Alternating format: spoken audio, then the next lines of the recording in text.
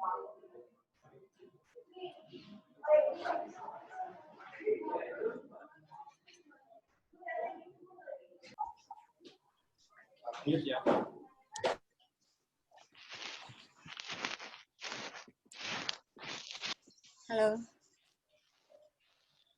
selamat sore menjelang siang semuanya. Perkenalkan saya Widya Sobaria, selaku moderator yang akan membuka acara ini. Selamat datang di acara kami, Citex Course, yaitu sebuah acara yang rutin kami adakan sebenarnya sejak dulu. Kami adakan sekitar 3 bulan sekali dengan tema yang beragam, dari mulai filsafat perpajakan sampai dengan teknis perpajakan, dan kali ini kita mau menghidupkan kembali acara ini, di mana kita kali ini membahas tema yang juga sedang hits, yaitu pajak digital, memahami bagaimana pajak digital itu. Dan hari ini kita telah menghadirkan salah satu trainer kita, yaitu Bapak Andreas Ado. Selamat datang Bapak. Selamat siang atau selamat menjelang sore ya. Iya. Suara saya jelas? Cukup jelas? Suara saya cukup jelas? Bentar. Tapi ada trouble connection di sana. Oke.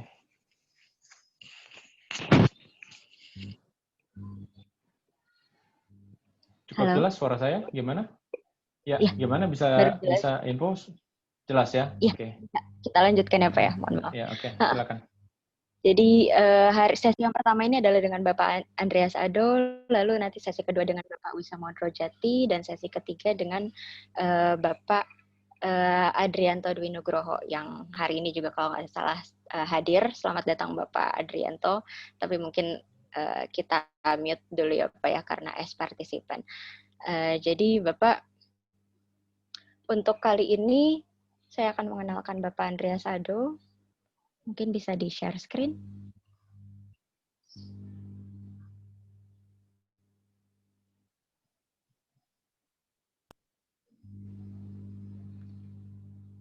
Oh ya, sebelumnya saya ingin membacakan dulu tata tertib Citex Course kali ini. Yang pertama, tentu semua dalam keadaan mute. Yang kedua, kita sarankan agar kondusif semua menggunakan headset, hands-free, earphone, atau sebagainya.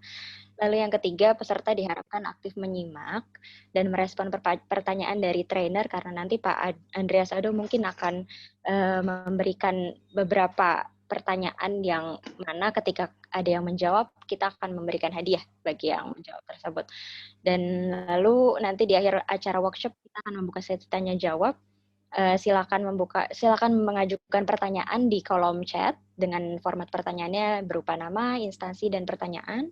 Lalu fasilitas dari workshop ini kita menyediakan e-sertifikat dan seminar kit. Untuk e-sertifikat kita akan berikan kepada seluruh peserta yang komit hadir berturut-turut dalam ketiga sesi workshop kita. Dan bagaimana cara kita mengetahui mereka hadir atau tidak, yaitu dengan cara seluruh para peserta mengisi kuesioner di akhir sesi untuk membuktikan kehadirannya dengan mengisi ulasan singkat workshop, memberikan feedback dan kritik saran terkait acara kita, dan kami akan memilih 50 peserta dengan ulasan terbaik yang akan mendapatkan goodie bag gitu. Silakan selanjutnya saya akan memperkenalkan Bapak Andreas Ado. Boleh share screen CV beliau.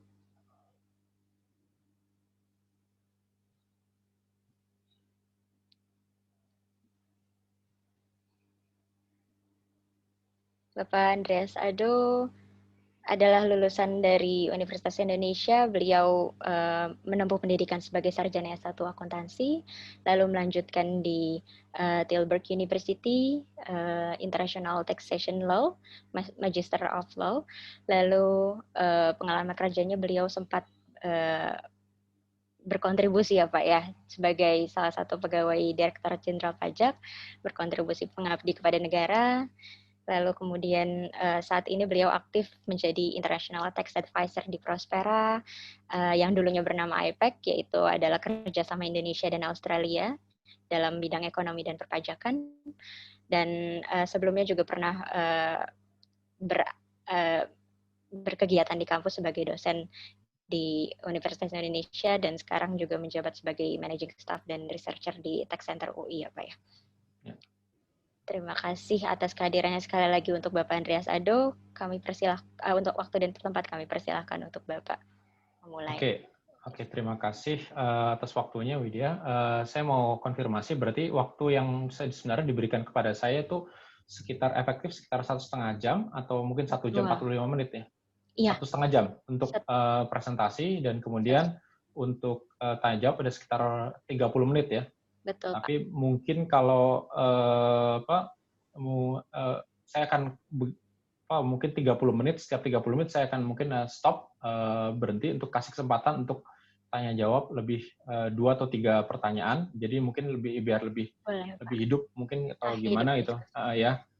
Soalnya kalau 1,5 jam takutnya orang udah lupa mau nanya apa gitu.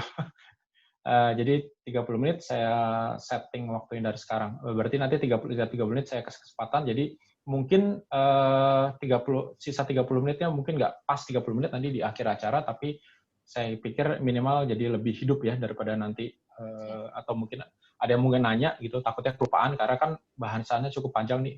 Nanti bisa lihat ada introduction sampai pengenalan pajak digital itu apa, kemudian dari PPN, pajak transaksi elektronik, sampai perkembangan yang sekarang sedang terjadi gitu loh. Nah itu saya akan mungkin kalau dia mau nanya yang tentang depan atau nanya di belakang takutnya dia lupa. Oke, jadi nggak apa-apa, mungkin saya stop dulu 30 menit. Kalau memang nggak ada pertanyaan ya udah saya akan lanjut ke materi berikutnya. Oke? Silakan Pak. Ya oke, saya langsung share screen ya. Terima kasih.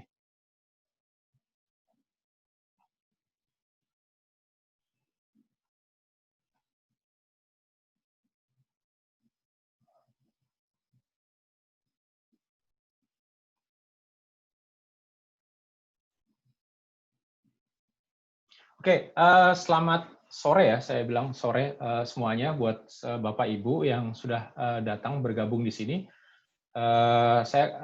Materi yang akan saya bawakan kali ini sebenarnya cukup panjang. Sekitar sebulan lalu saya bahkan membawakan materi ini tentang ekonomi digital di satu training di selenggarakan IKPI, bahkan itu 1 hari ya.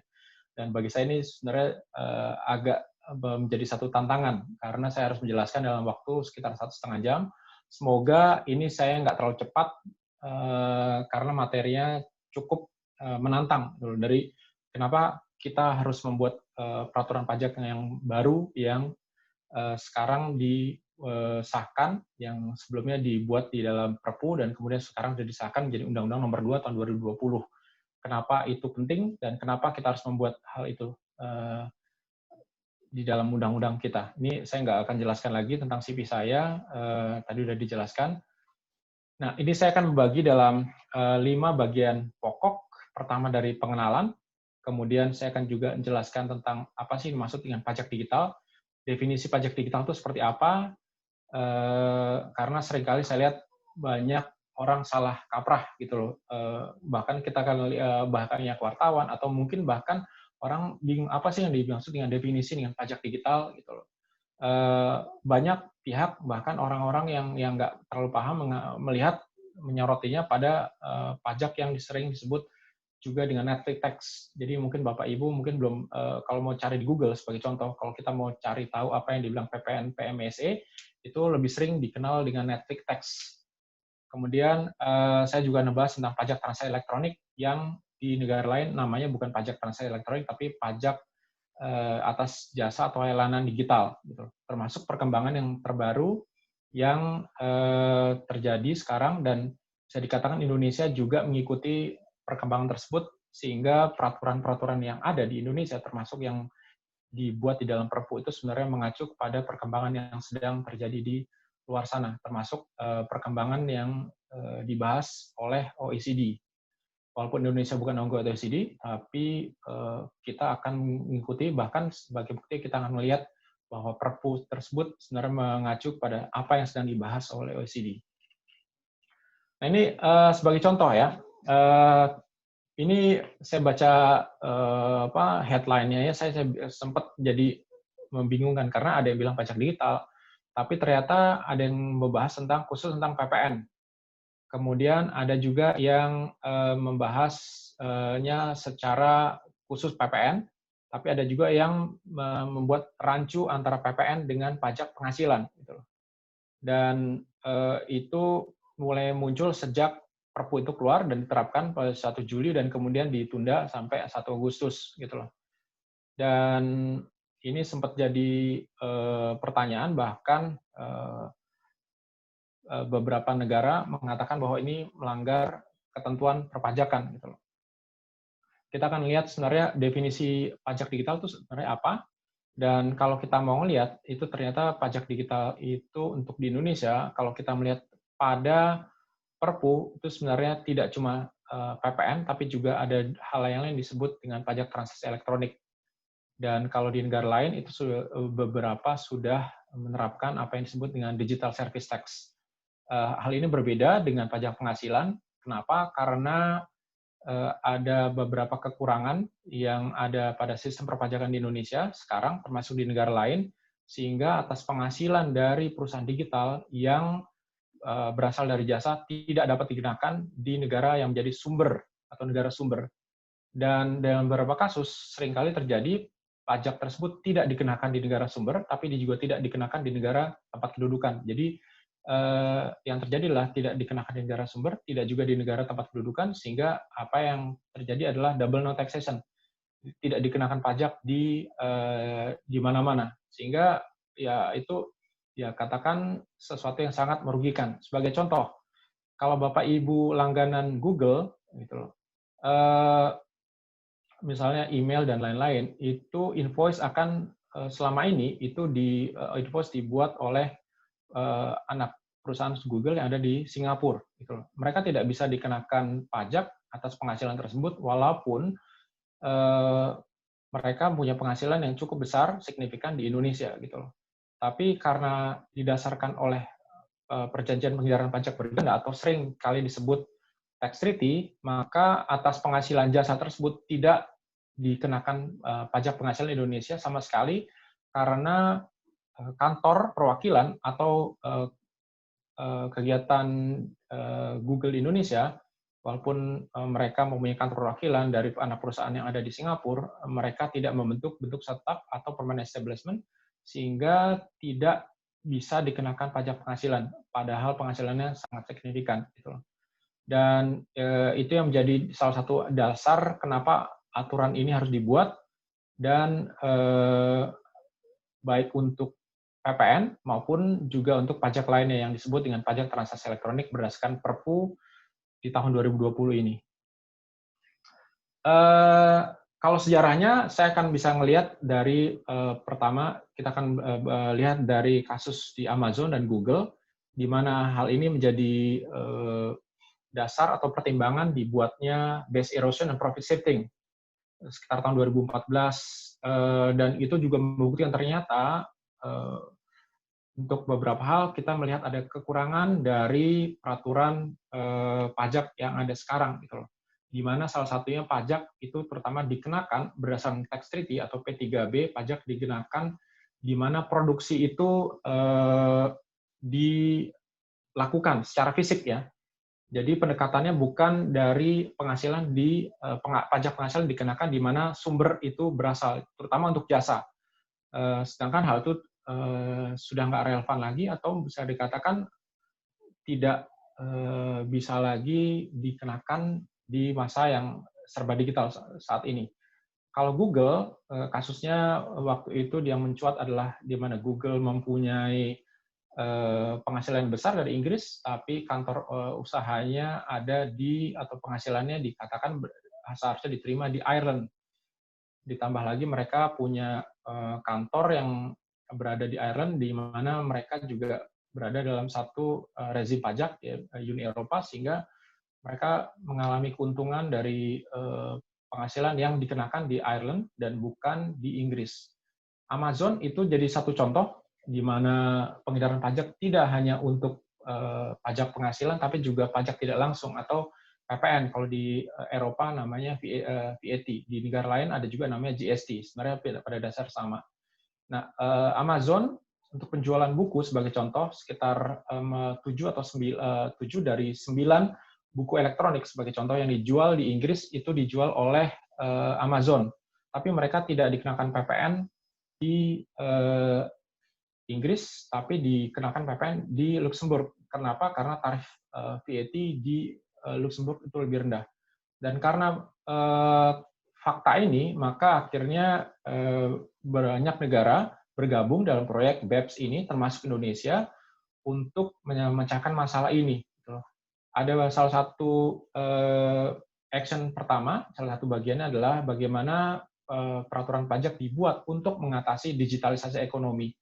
Dan diantaranya adalah tantangan atas tidak hanya untuk pajak penghasilan, tapi juga atas pajak tidak langsung atau VAT dan atau GST, di mana Indonesia juga masuk di dalamnya dan mengendorse, karena Indonesia bagian dari G20, di mana proyek BEPS ini juga di-endorse oleh negara-negara G20, sehingga Indonesia secara tidak langsung akan terikat di dalam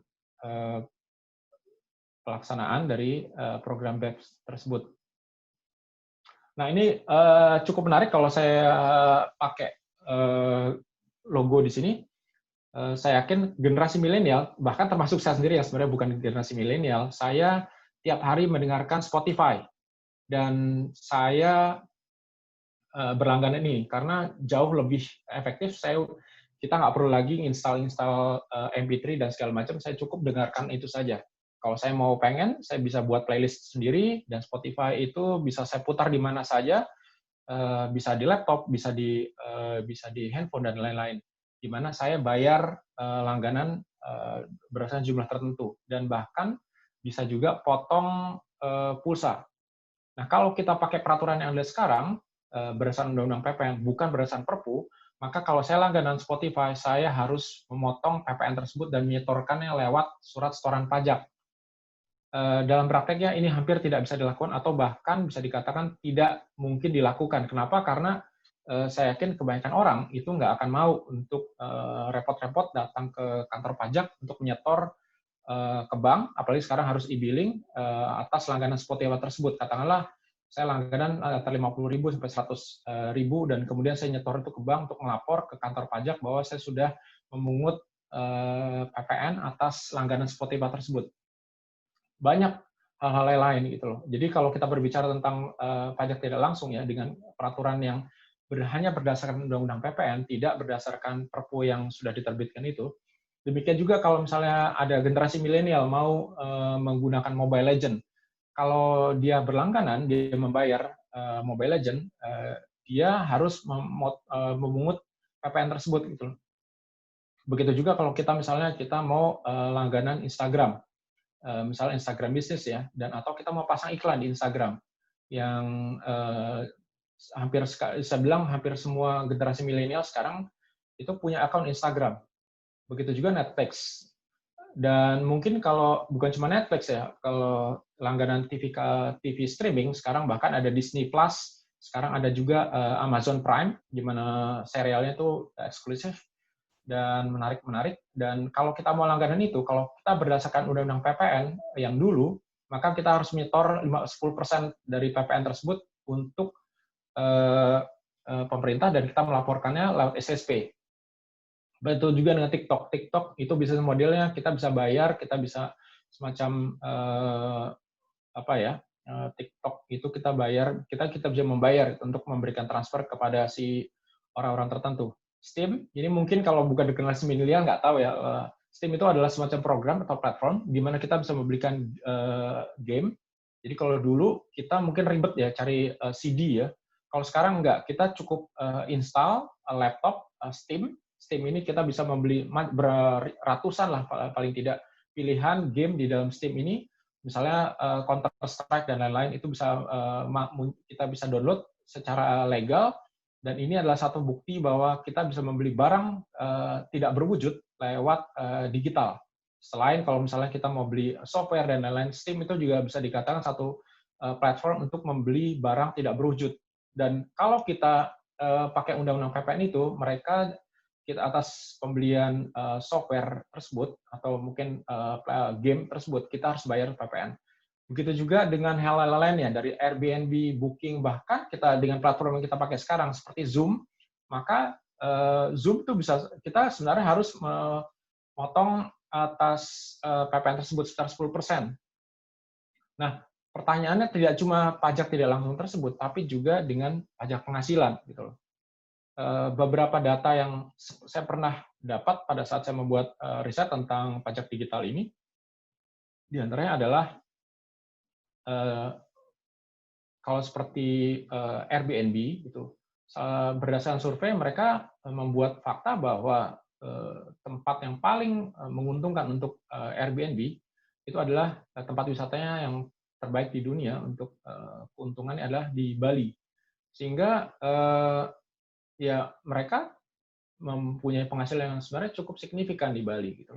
Dan atas penghasilan tersebut biasanya seperti Airbnb, bisnis modelnya adalah mereka akan membuat profit sharing, di mana berapa persen itu masuk ke platform tersebut. Nah, atas penghasilan tersebut, apakah mereka bisa dikenakan penghasilan pajak atas penghasilan tersebut?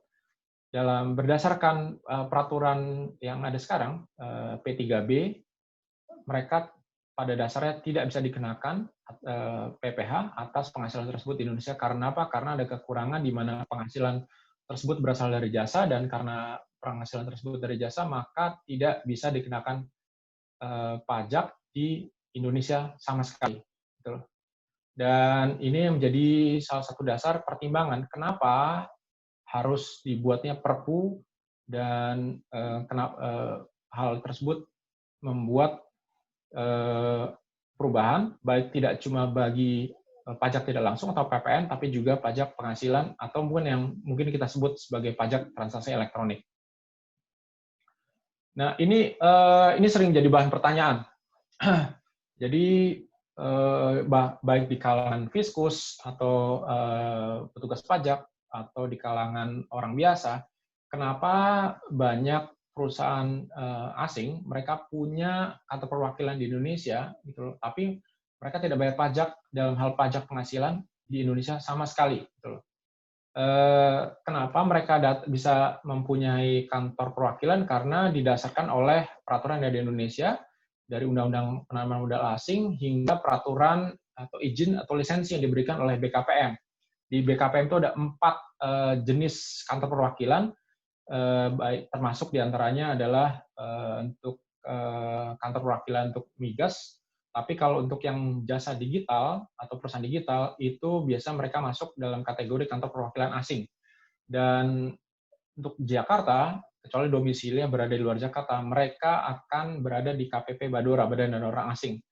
Selama ini mereka sendiri biasanya hanya dikenakan kewajiban untuk PPh potongan dan pungutan, jadi pot-put. Kalau Bapak Ibu lihat di Peraturan Menteri Perdagangan, bahkan mereka sebenarnya juga dikenakan kewajiban untuk memberikan laporan keuangan, tapi ternyata dalam prakteknya tidak semudah itu, karena laporan keuangan untuk kantor perwakilan itu sedikit membingungkan. Setelah saya cek di dalam prakteknya itu tidak semudah itu. Tapi saya bisa mengatakan bahwa sebagian besar dari tadi perusahaan yang tadi saya sebutkan di slide sebelumnya, itu mempunyai kantor perwakilan yang ada di Indonesia, tapi untuk penghasilan mereka tidak punya kewajiban untuk membayar pajak penghasilan sama sekali, dan mereka tidak pada umumnya juga bisa diberikan semuanya tidak ada yang dikukuhkan sebagai pengusaha kena pajak, sehingga negara bisa dikatakan tidak mendapat penghasilan baik dalam hal penghasilan maupun pajak pertambahan nilai. Jadi salah satu alasannya kenapa? Karena lisensi dari BKPM tersebut juga hanya membatasi mereka untuk tidak melakukan kegiatan usaha, tapi diantaranya adalah promosi, atau humas, dan lain-lain. Sehingga dasar itu juga menjadi salah satu alasan kenapa mereka tidak perlu membayar pajak penghasilan. Sedangkan kalau kita lihat penghasilan mereka adalah penghasilan jasa, di mana kalau untuk jasa mereka yang tentunya kalau berdasarkan peraturan pajak atau peraturan pelindaran pajak berganda atau tax treaty, mereka hanya bisa dikenakan pajak penghasilan di negara sumber, yaitu di sini di Indonesia, jika office tersebut atau kantor perwakilan tersebut membentuk atau menjadi atau dapat digolongkan sebagai bentuk usaha tetap atau permanent establishment. Dan karena mereka tidak membentuk bentuk usaha tetap di Indonesia, maka tidak bisa dikenakan pajak penghasilan sama sekali di Indonesia. Sebagai contoh gambaran sebenarnya penghasilan yang besar, data yang pernah saya lihat adalah sekitar 80% dari iklan online. Untuk iklan itu macam-macam ya, tapi secara online, secara iklan digital itu 80% dikuasai oleh asing. Dan karena dikuasai oleh asing, yang jumlahnya itu sebenarnya kalau sekarang pasti di atas 10 triliun, itu banyak penghasilan tersebut itu yang nggak dikenakan pajak sama sekali di Indonesia. Dan itu juga bisa berarti bahwa karena tidak dikenakan pajak penghasilan di Indonesia, PPN pun tidak dibayar.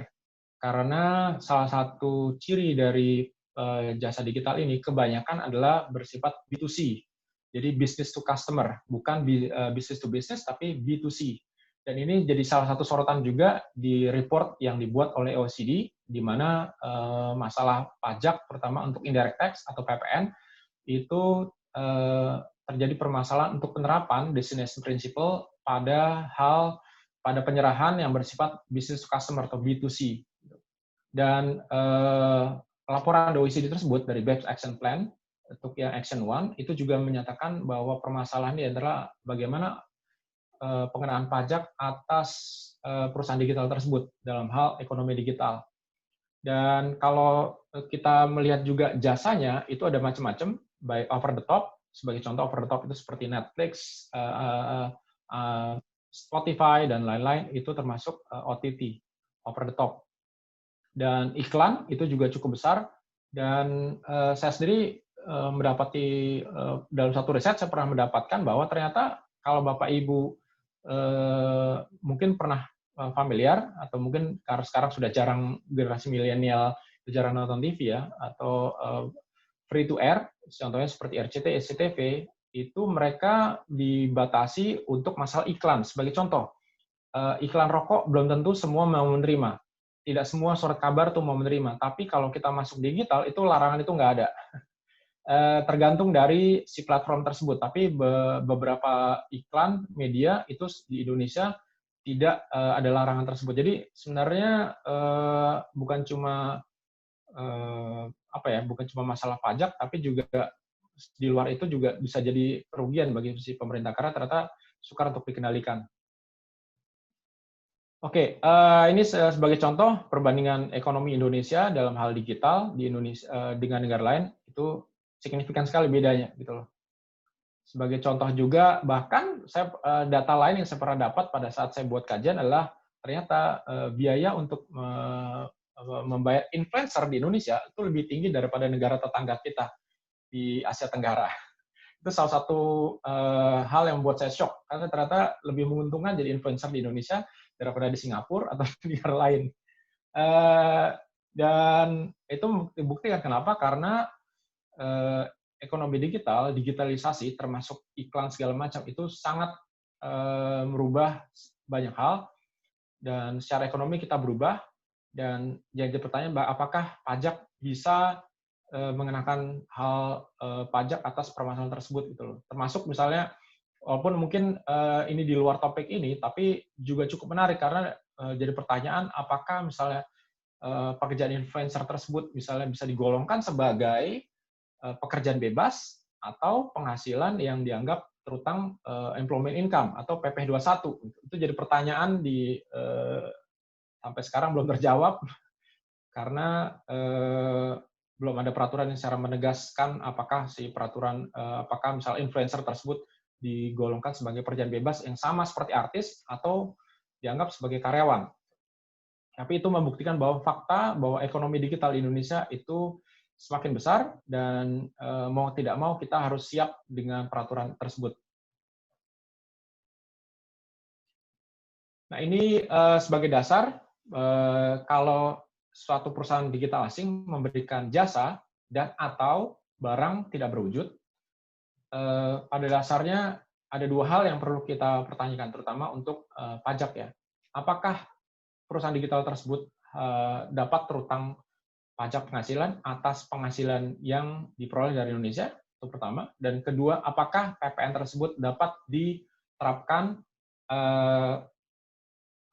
di atas penyerahan barang tidak berwujud atau penyerahan jasa tersebut. Kenapa? Karena kalau enggak, tidak ada keadilan. Level playing field nggak jalan. Sebagai contoh, selama ini sebelum Juli, ya, sebelum Perpu itu terbit, atau mungkin katakanlah secara efektif sebelum 1 Agustus 2020, kalau kita mau pasang iklan, saya lebih baik pasang iklan di luar perusahaan media asing.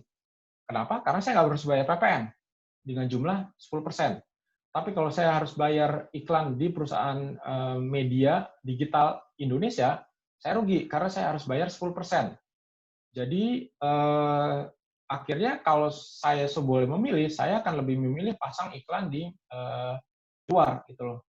Ditambah lagi mungkin ada kewajiban juga PPH withholding tax, sehingga hal ini membuat perusahaan Indonesia tidak dalam posisi yang diuntungkan, karena perusahaan Indonesia akan lebih memilih mana yang tidak terutang PPH dan juga tidak terutang PPN.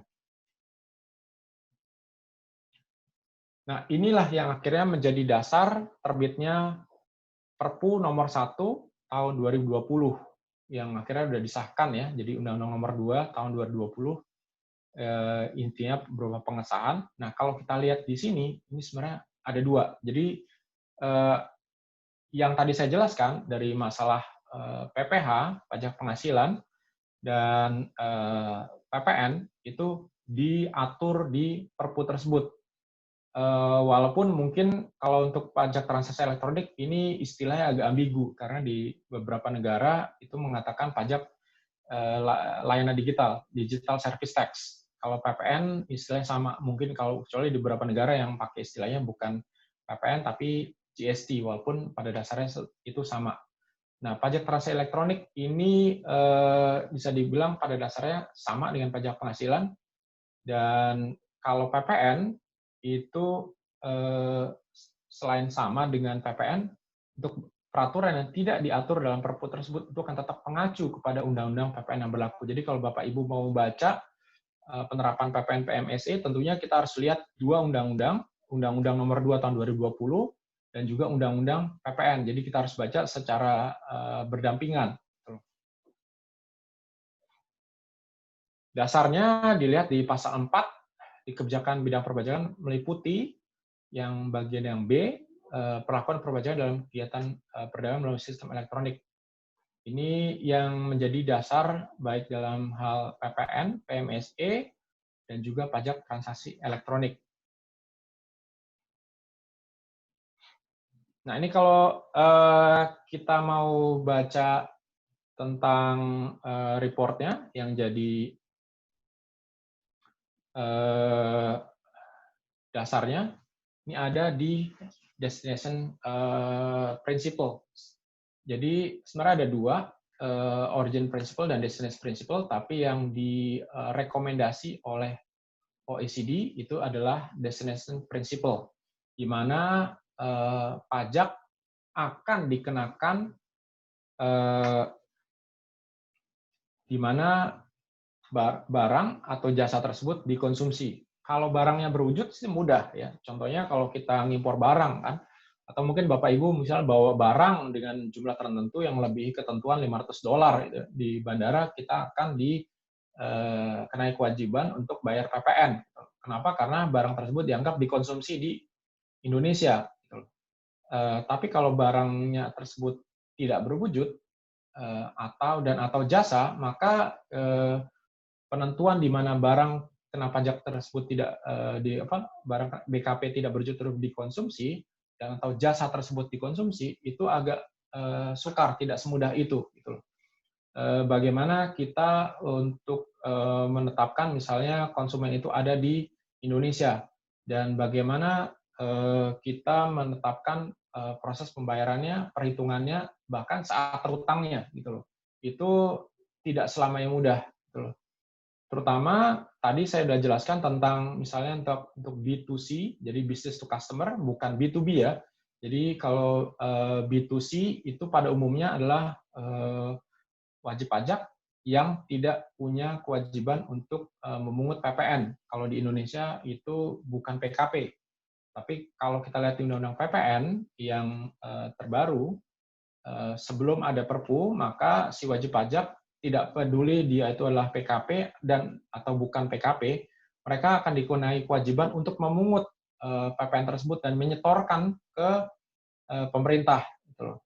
Dan penerapan itu dalam prakteknya sukar dilakukan. Sebagai contoh, sebelum Perpu ini terbit, Google Ads sempat meminta si pemasang iklan di Google untuk menyetorkan lewat SSP.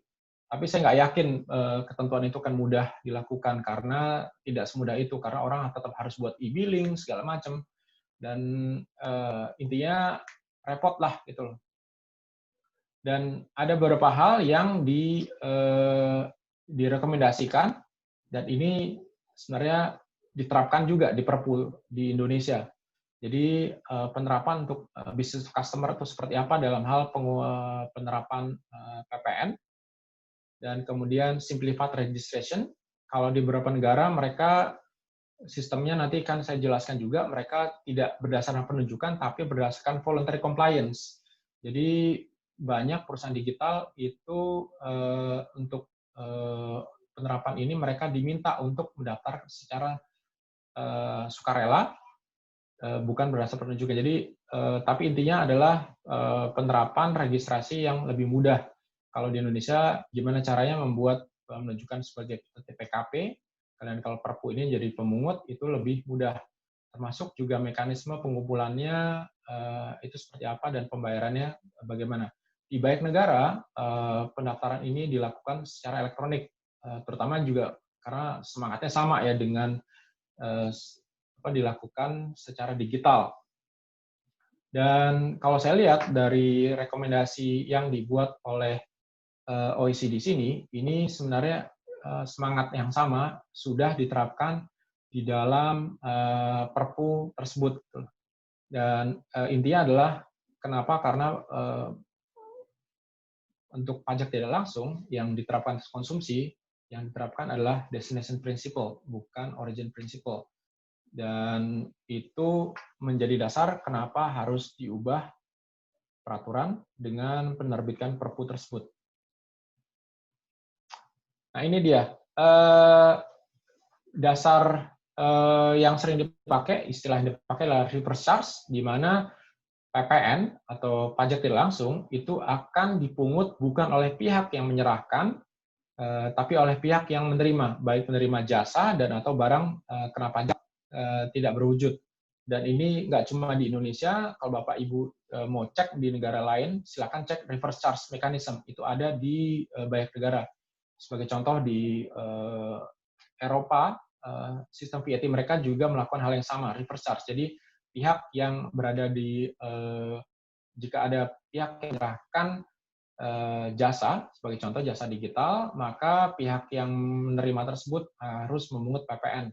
Kalau di Eropa mungkin jumlahnya signifikan ya, karena kebanyakan seperti negara Eropa Barat, VAT-nya, rate-nya itu sekitar 20%. Jadi jumlahnya itu signifikan. Dan ini sesuai juga dengan destination principle, di mana pajak atas konsumsi itu akan dikenakan di mana di negara atau di lokasi di mana barang dan atau jasa tersebut dikonsumsi. Dan kalau di Indonesia kita lihat di Undang-Undang PPN pun sebenarnya juga menganut hal yang sama, di mana Undang-Undang menetapkan bahwa pihak yang menerima atau menggunakan atau memanfaatkan jasa tersebut dari luar negeri, yang di Indonesia dibilang dengan jasa kena pajak, dan atau barang kena pajak tidak berwujud dari luar, contohnya atas pembayaran royalti dan lain-lain, maka atas hal tersebut itu harus dipungut di Indonesia. Tapi tentunya untuk B2B itu mudah, karena biasanya B2B si penerima jasa atau barang tidak berwujud tersebut adalah PKP. Tapi kalau ternyata bukan, itu jadi permasalahan. Oke, sampai di sini kalau ada pertanyaan nih, moderator Widya, kalau ada kita bahasnya dulu ini. Boleh pertanyaan? kita buka sesi aktif diskusi. Bagi yang mau menanya mungkin bisa raise hand agar kita on video kalian dan bisa menanyakan langsung. Ada? Belum ada sih Pak yang raise. Belum ada? Oh ya, udah. Kalau nggak ada, saya lanjut aja ya. Ada di kolom chat, Pak. Mau Ya. coba lihat di kolom chat, Pak. Saya lihat sebelum ada tadi. Oh iya. Oke, ntar. Oke. Ya ini, oke. Ini tadi untuk PPN, selama ini ya terutama, PPN tentunya kalau berdasarkan undang PPN itu ada pengenaan PPN. Pertama kita mau lihat apakah barang kena pajak tersebut atau jasa kena pajak tersebut itu dikenakan PPN atau tidak. Nah, kalau PPN sebenarnya salah satu standarnya adalah kita lihat negatif list. Selama barang tersebut tidak masuk dalam negatif list, maka pada dasarnya barang atau jasa tersebut akan dikenakan PPN. Untuk cross border service, tentunya kita akan juga melihat hal tersebut. Jika ternyata atas jasa tersebut, maka kita perlu akan mengenai PPN. Walaupun mungkin untuk bisnis model tertentu seperti Airbnb itu sempat saya mendengar ada perdebatan di mana ada yang mengatakan ini sebenarnya jasa digital, ada juga bilang jasa perhotelan ataupun jasa yang penyewaan gitu. Tapi intinya adalah selama definisi jasa tersebut masuk dalam jasa kena pajak, maka akan dikenakan PPN. Dan jika barang tersebut termasuk barang kena pajak, maka akan dikenakan PPN. Dan kalau untuk pengenaan B2C, tetap pada dasarnya akan diterapkan reverse charge. Jadi PPN akan diterapkan atau dikenakan di pihak yang mengkonsumsi tersebut gitu. Cuma kalau untuk yang non PKP tentunya saya yakin untuk compliance itu rendah atau bahkan sangat rendah gitu loh. Karena sebagai saya contoh, kalau misalnya ada generasi milenial sebagai contoh akan langganan Spotify atau mungkin langganan Mobile Legends, saya yakin sebagian besar itu nggak mau repot-repot datang ke kantor pajak, setor buat SSP, buat e-billing, kemudian lapor lagi ke DJP. Itu hal yang menurut saya hampir mustahil gitu loh. Ini ada yang resense ya. Sebentar saya habiskan dulu nih satu ini dulu. Kemudian dan hal itu yang menjadi dasar ya tadi reverse charge tersebut. Oke, ini ada yang resense ini. Silakan ini Widya. Admin mungkin bisa berikan. Atau ada pertanyaan dari Mbak Putri Anggia, mau kita baca dulu, Pak? Ya, boleh, silakan. Jadi beliau menanyakan, apa pengaruh langsung yang dapat dirasakan oleh penggunaan platform-platform digital tersebut? Lalu ketika penggunaan platform digital adalah gratis, mereka menggunakannya hanya membutuhkan data atau memiliki akses online, misalnya seperti Instagram, Facebook, dan lain-lain, dan pengaruh penerapan Perpu terhadap mereka. Sebenarnya sudah dijelaskan juga ya sebagian oleh Pak Andreas. Silakan Pak. Ya, kalau tentunya kalau ini kalau bayar ya, pengenaan kalau bayar ya. Tapi kalau nggak bayar kan seharusnya nggak ada transaksi juga karena kan tidak terutang gitu loh. Terutang kalau ada pembayaran dan ada penyerahan pembayaran gitu loh. Betul. Kalau kasusnya kalau untuk cross border di sini mungkin saat terutang itu bisa terpenuhi kalau ada pembayaran, bukan berdasarkan akrual ya, tapi kalau ada pembayaran. Dan tentunya harganya pasti naik. Banyak yang bilang kan kata sekarang Netflix kalau itu siap-siap harga pasti naik gitu loh. Karena mereka per 1 Agustus akan terutang PPN. Gitu. Itu aja sih. Boleh, ini ada Ardian Septian, bisa di-unmute mungkin admin. Dan Pak Rudi Chandra, silakan jika ingin bertanya. Oh, Pak Rudi Chandra dulu. Silakan, Pak Rudi. Iya, oke, nama saya Rudi. Bentar, saya mute. Ini saya double webinar, ada meeting. Apa-apa. Oke, saya simpel aja ya. Saya konsumen. Ya, saya baru diingetin. Terima kasih Mas ya. Ternyata memang di aturan PPNJLN PMK 104, PMK 40 itu ternyata tulisannya orang pribadi. Berarti kalau saya pakai jasa lagi saya setor ya, ternyata bener ya. Dan nggak pernah itu. Kalau Mas bilang petahuan rendah itu 0 itu, hampir nggak ada. Mungkin 1 di antara berapa juta penduduk mungkin. Hampir mungkin nggak ada. Oke, saya mau singkat aja. Ini saya sebagai konsumen, saya merasa berat ini. Ya, saya merasa berat kena BPN ini. Ya, konsumen akhir kan harus nelen. Saya usul, ini usul nyeleneh ini. Saya udah bolak-balik cerita ini di webinar yang lain. Ini pertanyaan nomor 1 ya. Kalau misalnya menurut Mas, ini PPN untuk mendorong konsumsi, gimana kalau semua PPN yang dibayar konsumen akhir jadi kredit pajak BPH? Ini ide nyeleneh, tapi bagus kan mendorong konsumsi, itu 1. Terus nomor 2, terkait pajak digital ini, kan kita baru menyasar PPN. Ya. Semua PPN ini kan ujungnya ditanggung konsumen, bukan pajaknya si PSME. Pembuat peraturan ini dari DJP, Pak siapa itu, orang Batak saya lupa, 2 kali dia sosialisasi, dia selalu bilang, Pak tenang ya, ini cuma PPN. Semua ditanya, lo ini akan nyasar PPH nggak? Ya, sekarang ngakunya mereka nggak. Sekarang. Nah, nanti kan nggak tahu, bisa nyasar kan. Amerika ngerti ini. Wah, ini akal-akal Indonesia nih. Dibaca aturannya ini Indonesia PPN yang dikejar. Nantinya ujungnya, kalau mereka udah lapor omsetnya mereka nggak bisa bohong kan. Loh, kamu ada omset sekian loh. Ayo, mari kita tentuin PPH-nya. Misalnya ditentuin dari final berapa persen, 2%. Itu PPH-nya anggapnya. Misalnya, mungkin metode final ya, yang lebih gampang ya. Kalau ngitung profit susah, Mas. Nah, itu menurut Mas bagaimana pendapat Mas? Udah 2 itu aja cukup. Oke, terima kasih. Saya coba jawab ya tentang kredit pajak. Menurut saya untuk orang pribadi yang bukan badan usaha ya itu hampir nggak mungkin. Kenapa? Karena aturannya memang nggak ada. Kita nggak bisa melakukan sesuatu kalau nggak ada dasar hukumnya kan. Pertama. Terus tapi yang jelas saya setuju tadi dibilang kalau PPN itu harus dipungut, tapi bisa bilang hampir nggak ada yang pungut.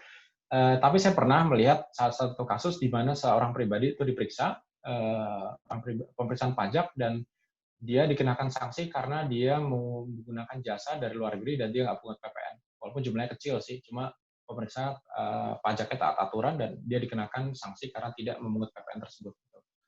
Terus yang kedua, yang pajak penghasilan itu pada dasarnya sebenarnya beban ya harusnya dikenakan sama si penerima penghasilan. Dan saya katakan kalau misalnya dibilang melanggar juga melanggar apa dulu ya. Kalau karena pada akhirnya nanti ini mungkin belum sekarang saya jawab karena ini belum sesi ini belum selesai yang akan saya jelaskan tentang pajak transaksi elektronik. Tapi saya akan jelaskan di sesi berikutnya gitu, tentang pengenaan pajak transaksi elektronik itu seperti apa dan kenapa. Apakah ini sebenarnya dasarnya apa dan kemudian hal-hal lainnya itu. Saya mohon maaf nih kita lanjut dulu ya. Ini cukup 2 lah gitu loh pertanyaan. Nanti yang belum nanti kita akan bahas di sesi pertanyaan yang selanjutnya karena ini sudah hampir pukul 3 ini. Oke, saya lanjut aja ya. Silakan Pak. Oke, nih untuk Perpu nomor 1 tahun 2020 atau sering disebut Undang-Undang nomor 2 tahun 2020, di pasal 6 dikatakan bahwa ayat 2, bahwa ini akan mengikuti Undang-Undang PPN.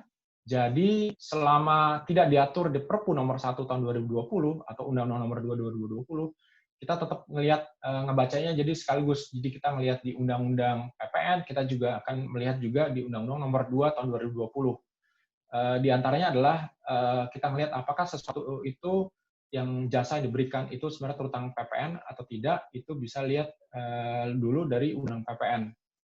Dan pasal 6-3 dari Undang-Undang nomor 2 tahun 2020 mengatakan bahwa PPN dipungut, disetorkan, dan dilaporkan.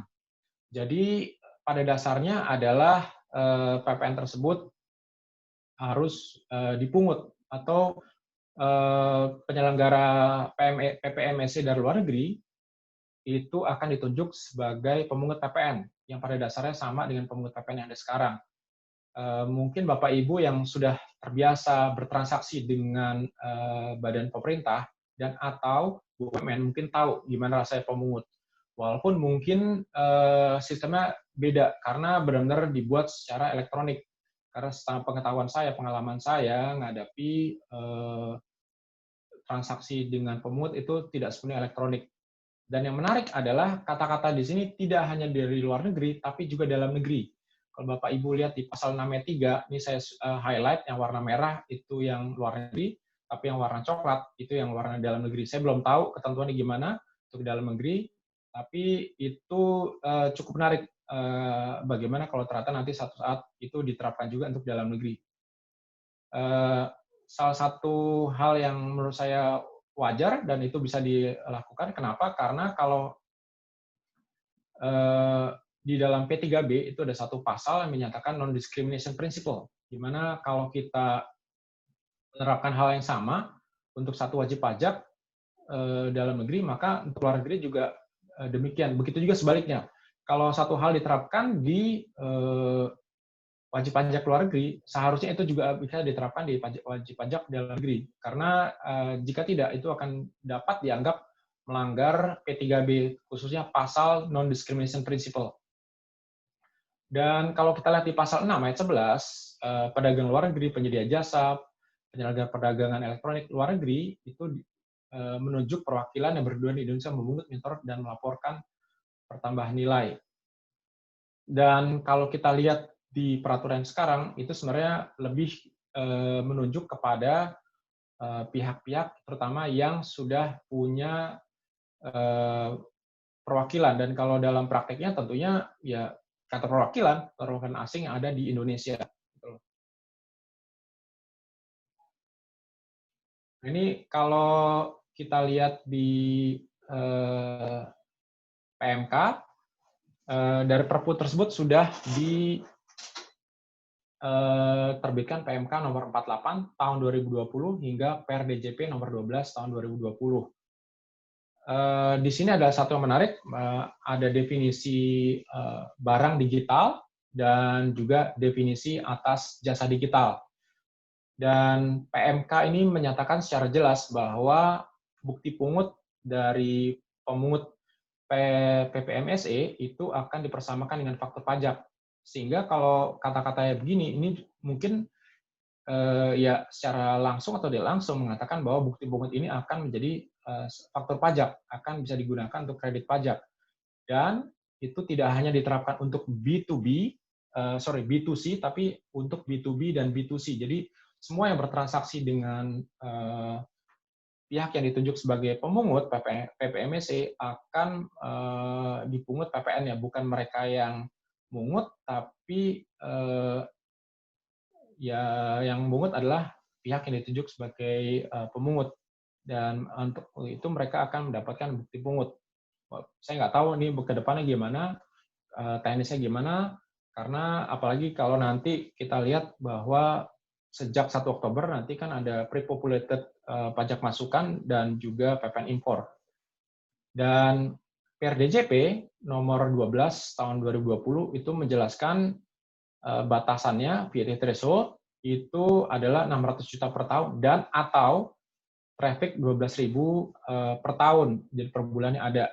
Jadi ini juga dikatakan serupa dengan threshold dari pajak transaksi elektronik, meskipun pajak transaksi elektronik itu belum ada aturannya lebih lanjut, gitu loh. Tapi sejauh ini sudah ada penunjukan 16 perusahaan. Tapi selain ada penunjukan, si pihak wajib pajak luar negeri tersebut juga dapat meminta untuk ditunjuk sebagai pemungut PMSE tersebut. Jadi sebenarnya pada dasarnya untuk voluntary compliance itu juga dimungkinkan, tidak hanya berdasarkan penunjukan, tapi juga berdasarkan inisiatif dari si wajib pajak, jika si wajib pajak ini berkenan untuk ditunjuk. Nah, kalau kita lihat di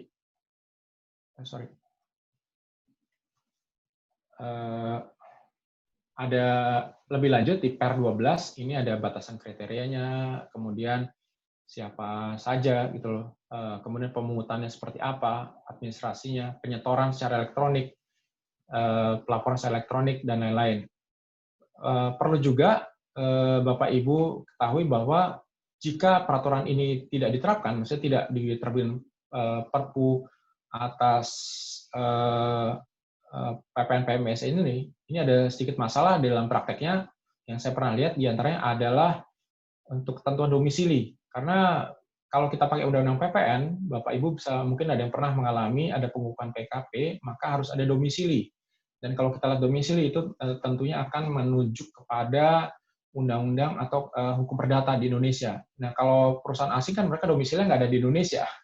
Sedangkan kantor perwakilan belum tentu bisa dijadikan sebagai domisili, karena kalau berdasarkan domisili adalah berdasarkan akte perusahaan, notarial deeds. Sehingga ya ini salah satu alasan juga kenapa Perpu ini harus diterbitkan, karena kalau tidak pengukuhan sebagai PKP dan atau sebagai pemungut itu akan sukar dilakukan karena keterbatasan dari hukum tersebut. Dan gimana kita bisa mengukuhkan dia sebagai PKP juga, karena dasar orang untuk jadi sebagai pemungut itu juga diantaranya dia harus PKP gitu. Tapi kalau untuk menjadi PKP mereka juga nggak bisa karena secara domisili akan bertentangan dengan ketentuan yang ada di undang-undang. Harus sebagai contoh kalau untuk domisili kan harus diperiksa terlebih dahulu dan domisili tentunya harus di Indonesia. Tapi kalau perusahaan luar gimana kita menerapkan hal tersebut karena mereka tidak berdomisili di Indonesia. Sehingga itulah yang menjadi salah satu alasan dari Perpu ini terbit, kemudian langsung diterbitkan dengan PMK, dan kemudian diterbitkan lagi untuk Per tersebut untuk penunjukan PPN pemungut atas PPMSE. Nah, ini kalau saya lihat di banyak negara, ini sebenarnya Indonesia sudah ketinggalan. Sekali lagi, kalau Bapak Ibu mau cari definisinya, bisa cek, diklik di Google pun ada banyak. Definisi yang dipakai biasanya adalah Netflix text. Saya nggak tahu kenapa istilah itu populer, tapi salah satu alasannya karena apa? Karena layanan streaming Netflix itu menyebar kemana-mana, konsumennya di mana-mana, termasuk saya sendiri. Dan salah satu alasan concern dari banyak pemerintah adalah mereka tidak bayar indirect tax, tidak bayar VAT dan atau GST di negara di mana jasa atau layanan streaming tersebut diterima gitu loh. Nah, kalau kita lihat jadi walaupun Netflix tax itu sebenarnya mungkin menunjuk pada layanan streaming, tapi sebenarnya kita lihat kalau kita lihat perbandingan di negara lain, Jepang, Eropa, bahkan Australia, definisi itu beda-beda. Sebagai contoh, Eropa itu adalah salah satu yang paling awal untuk penerapan PPN yang serupa dengan PPN PMSE atau Netflix tersebut. Dan kalau kita lihat di definisi jasanya sendiri itu beda-beda. Yang cukup menarik diantaranya adalah Australia itu masalah legal, accounting, consultancy service itu termasuk juga dalam definisi jasa yang bisa diterapkan untuk jasa digital. Beberapa yang saya pernah dengar diantaranya karena mungkin banyak outsource accounting Australia itu diambil dari luar negeri gitu loh. Karena biaya tenaga kerja di Australia murah, mereka lebih baik outsource dari luar, dan ternyata itu bisa diterapkan PPN seperti jasa digital tersebut, Netflix tax tersebut. Dan kalau misalnya di Jepang itu jelas disebutkan bahwa itu hanya diterapkan untuk B2C, business to customer, jadi untuk individu. Tapi kalau di Indonesia diterapkannya bukan cuma B2C, tapi juga bisa diterapkan untuk B2B gitu loh. Dan pada dasarnya sama, tapi tiap negara definisi beda-beda. Dan hampir sebagian besar negara itu self-registration, di Indonesia tidak sepenuhnya demikian. Kita harus memberikan surat pemberitahuan tersebut. Dan salah satu yang membedakan antara Indonesia dengan negara lain adalah kalau di Indonesia threshold-nya itu 600 juta. Tapi kalau di negara lain itu sesuai dengan threshold masing-masing. Contohnya kalau Australia, seingat saya mereka sekitar $100.000 Australia, kalau di kurs rupiah sekitar 1 M, di Indonesia 4,8, tapi di Indonesia untuk pajak atas PPN PMSE itu hanya sekitar 600 juta.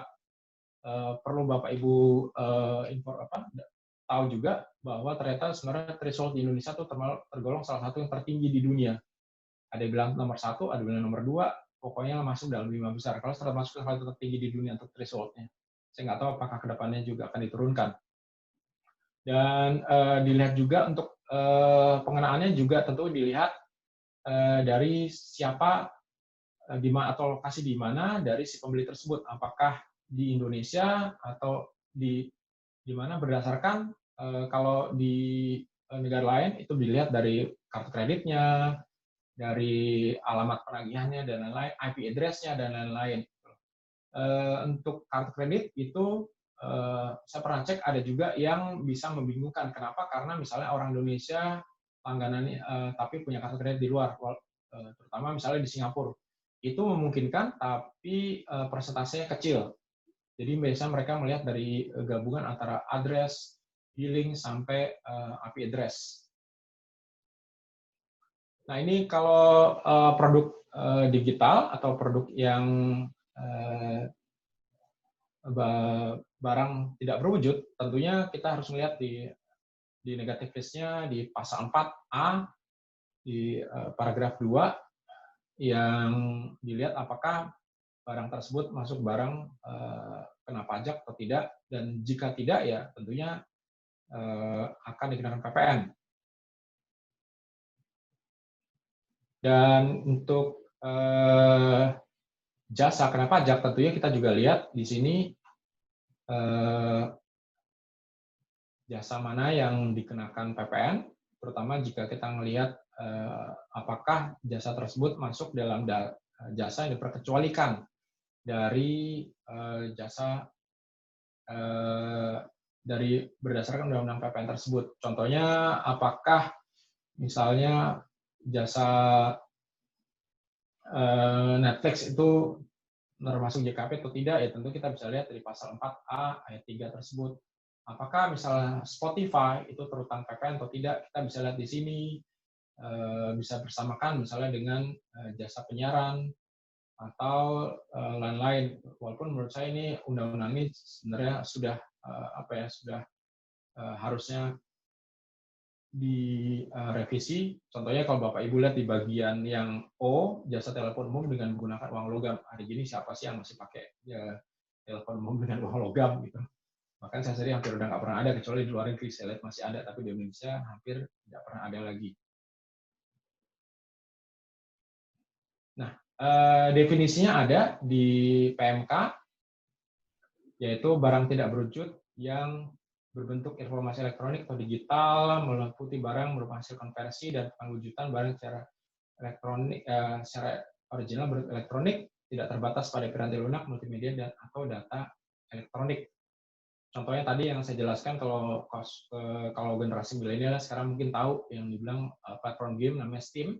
Bapak Ibu kalau dulu beli game itu harus beli CD, dan kemudian kita install dan lain-lain. Kalau sekarang udah nggak perlu lagi, kita bisa install platformnya di Windows, dan kemudian lewat platform itu kita beli berbagai macam game yang bisa langsung kita install tanpa perlu beli CD-nya sama sekali. Jadi benar-benar nggak perlu campur tangan barang berwujud sama sekali. Dan kemudian ini jasa digital, jasa dikirim elektronik, otomatis, dan tidak mungkin operasi tanpa adanya teknologi informasi. Ini definisinya luas sekali, jadi bisa dikatakan ya untuk game, jasa penyiaran dan lain-lain ini masuk dalam jasa digital tersebut, termasuk periklanan.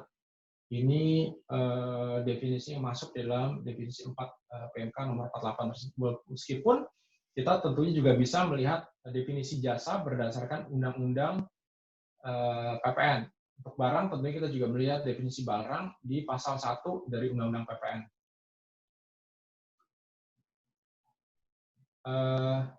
Ini tanggung nih ya, saya lanjut aja dulu nih. Waktunya sudah mepet. Nah, yang cukup menarik di Perpu ini kita lihat di pasal 6 ayat 8 itu ada pajak transaksi elektronik. Ini definisinya ini sedikit saya sempat bingung menggolongkannya karena kata-kata di pasal 6 mengatakan pengenaannya itu adalah pengenaan pajak penghasilan atau pajak transaksi elektronik. Jadi secara sekilas kalau orang baca ini kita bisa menggolongkan sebenarnya pajak transaksi elektronik itu sebenarnya pada dasarnya sama dengan pajak penghasilan atau pajak yang berbeda gitu.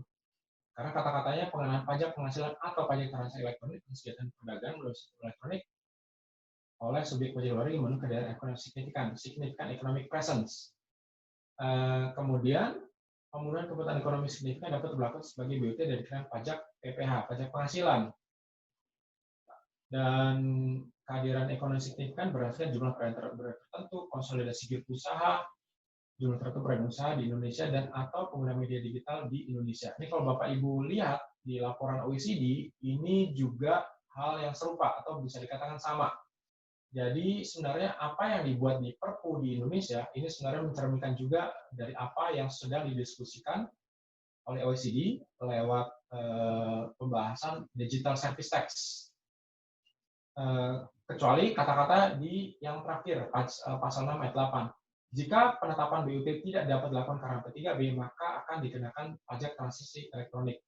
Ini kata-katanya mungkin sedikit interpretasi bagi banyak orang berbeda. Kenapa? Karena kalau berdasarkan P3B atau tax treaty, maka untuk ketentuan pajak penghasilan itu akan mengacu kepada tax treaty. Tax treaty itu salah satunya mereka hanya membahas pajak berdasar pajak yang merupakan dapat digolongkan sebagai pajak penghasilan. Tapi jika bukan pajak penghasilan, mereka tidak mengatur. Sehingga kalau misalnya pajak transaksi elektronik ini sebenarnya bukan digolongkan sebagai pajak penghasilan, mungkin kita bisa katakan itu tidak diatur P3B atau tax treaty sehingga tidak melanggar tax treaty dan tidak merupakan apa yang disebut dengan treaty of right. Jadi kalau treaty of right itu adalah sesuatu yang tindakan peraturan atau tindakan yang dianggap melanggar tax treaty. Ini menjadi alasan beberapa negara mengatakan membuat pajak baru yang bukan pajak penghasilan, contohnya seperti India. Gitu. Mereka menggolongkan sebagai levy, sehingga dianggap mereka bisa berargumen bahwa apa yang mereka lakukan tidak melanggar P3B atau tax treaty. Dan ini yang jadi pertanyaan banyak orang tadi, bisa nggak sih kantor perwakilan itu diminta untuk bayar pajak penghasilan? Tapi kalau kita pakai Perpu ini, dan tentunya Perpu ini masih harus perlu peraturan tambahan, entah itu peraturan pemerintah, PMK, dan lain-lain. Saya katakan berarti bisa, tapi bayarnya tentunya bukan pajak penghasilan, tapi pajak transaksi elektronik. Terutama jika kita bisa berpendapat bahwa pajak transaksi elektronik tersebut bisa diterapkan dan tidak sudah ada aturan tambahan yang mengatur lebih lanjut atas Perpu tersebut. Nah ini dia, biasanya saya pernah dapat data di mana saya bisa menyimpulkan bahwa sebagian besar perusahaan digital asing itu semua punya kantor perwakilan di Indonesia. Kita sebut nama apapun lah, bahkan termasuk game-game yang terbaru, Netflix itu juga sudah punya, setahu saya, kantor perwakilan di Indonesia. Kita sebut beberapa sosial media yang terbesar di dunia, dari Facebook sampai Twitter, mereka punya kantor perwakilan di Indonesia. Kalau dulu sempat ada Pet itu sekarang sudah tutup, itu mereka juga punya kantor perwakilan di Indonesia. Tapi biasanya mereka hanya punya kewajiban untuk memotong PPH, jadi withholding tax, biasanya hanya untuk PPh 21 dan atau 23. Dan waktu itu saya sempat juga menemukan bahwa ternyata dalam prakteknya jadi pertanyaan juga, kalau ternyata mereka ada hutang pajak, termasuk ini jadi pertanyaan beberapa praktisi pajak, kalau ternyata mereka ada hutang pajak dan jika si kantor perwakilan ini yang dianggap sebagai perwakilan bertanggung jawab untuk memungut, menyetor, melaporkan PPN, PPNSE, dan atau jika pajak transaksi elektronik tidak terbitkan, siapa yang akan jadi penanggung pajak? walaupun dalam prakteknya biasanya pada saat mereka mendaftarkan di KPP, contohnya di KPP Badora, mereka akan menjelaskan siapa sih orang yang jadi pimpinan perusahaan dan orang yang ada ditunjuk sebagai penghubung. Biasanya penghubung itu salah satu orang di Indonesia.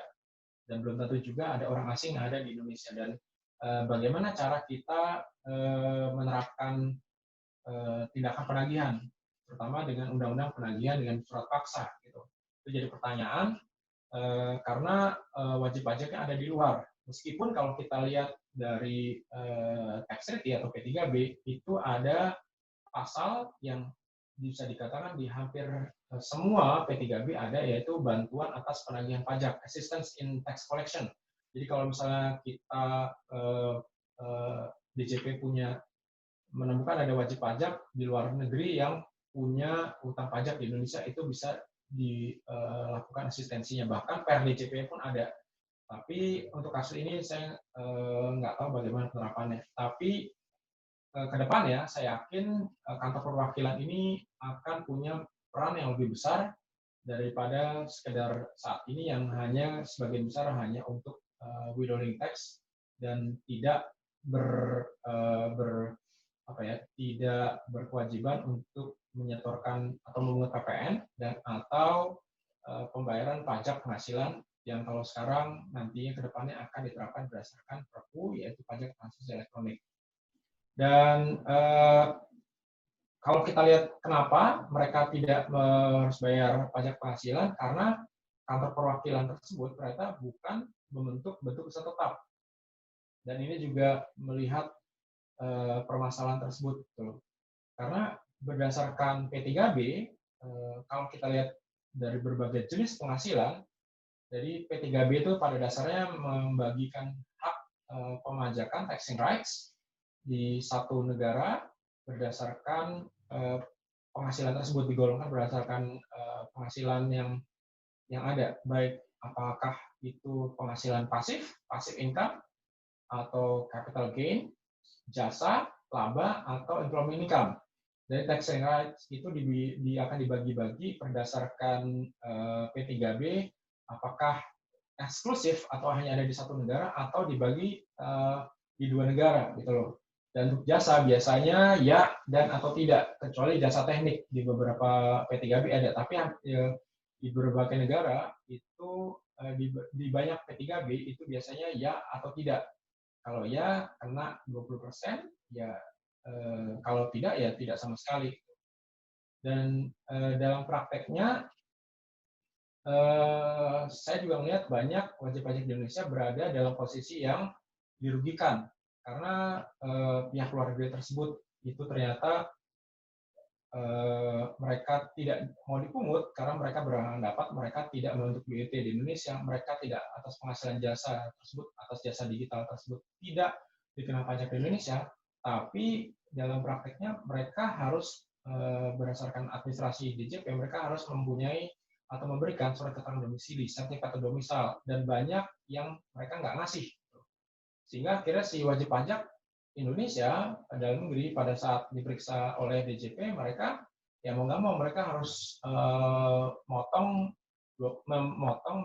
atau menyetor 20% dari transaksi. Dan ini sering terjadi karena baik alasannya karena mereka tidak mendapatkan SKD tersebut dan atau mereka sendiri dapatnya terlambat, gitu. Sehingga pada saat jika ada pemeriksaan dan pun diminta oleh DJP, mereka akhirnya mau nggak mau harus potong 20%, meskipun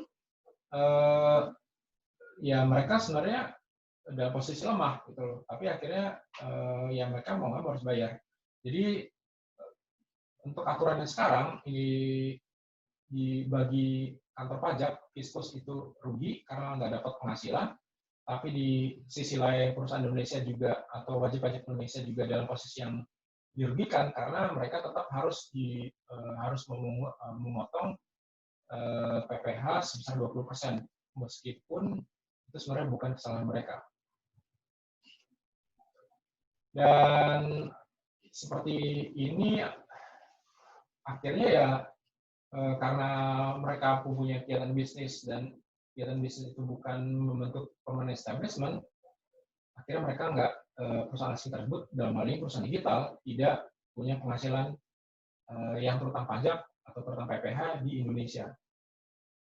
Nah, kalau kita melihat di aturannya, ini kita melihat sebenarnya saya ambil ini dari definisi permanent establishment di pasal 5. Ini sering jadi pertanyaan dan debat di banyak pihak. Apa sih maksud permanent establishment? Kalau kita mau lihat, tentunya kita harus lihat dari definisinya PI tersebut atau BET tersebut, dari tempat kedudukan manajemen, cabang, kantor, pabrik, workshop, tambang, dan lain-lain, itu pada dasarnya dapat digolongkan sebagai permanent establishment, termasuk kantor. Tapi untuk baca ini kita juga lihat dari negative list-nya, yaitu pasal 5 ayat 4. Dikatakan PI itu seharusnya nggak akan diterapkan untuk misalnya yang A, the use of facilities, ini contohnya untuk gudang. Kalau gudang aja dia harusnya dia nggak akan terutang sebagai atau dia tidak akan membentuk BUT di Indonesia. Sebagai contoh, perusahaan Singapura kalau dia punya gudang di Indonesia, bukan berarti maka atas gudang tersebut maka bisa dikatakan bahwa perusahaan Singapura tersebut mempunyai bentuk startup di Indonesia dan atas penghasilan terutang Indonesia. Enggak. Kemudian yang B contohnya untuk penyimpanan barang untuk pengiriman contohnya, atau yang C misalnya untuk jasa maklon. Kenapa? Alasannya sampai yang bagian terakhir. Jadi karena perkecualian ini maka akhirnya ya banyak perusahaan atau saya bilang mayoritas perusahaan asing itu tidak terutang pajak di Indonesia karena mereka tidak bentuk-bentuk startup di Indonesia. Dan untuk perusahaan digital mereka mereka memang pada dasarnya tidak perlu membentuk apa-apa di Indonesia gitu loh. Dan akhirnya mereka tidak membentuk BUT dan atas penghasilan tersebut tidak terutang di Indonesia sama sekali. Dan salah satu argumen yang mereka pakai adalah kegiatan mereka hanyalah kegiatan bersifat preparatory. Jadi persiapan. Mungkin ini kalau untuk kegiatan yang misalnya setahun 2 tahun pertama mungkin masih bisa masuk ya. Tapi kalau auxiliary itu sesuatu yang bukan bersifat inti. Tentunya terlihat dari